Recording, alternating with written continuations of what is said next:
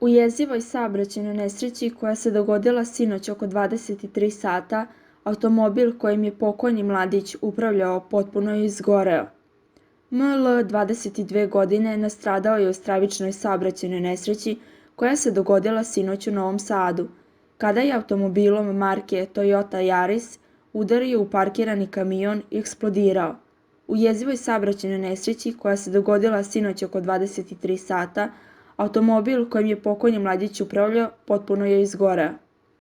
Stravična saobraćajna nesreća dogodila se na raskrsnici bulevara Vojvode Stepe i Kneza Miloša.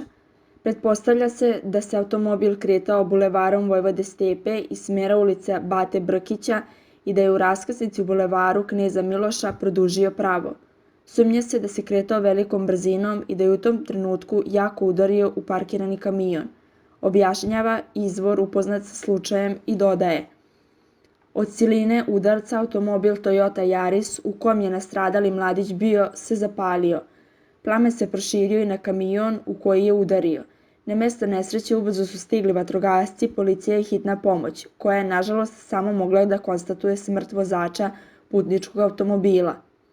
Prema rečima očevidaca, scena nakon saobraćajne nesreće je bila jeziva. Kada je požar ugašen, ostao je potpuno uništen automobil, ali skoro potpuno izgorela kabina kamiona.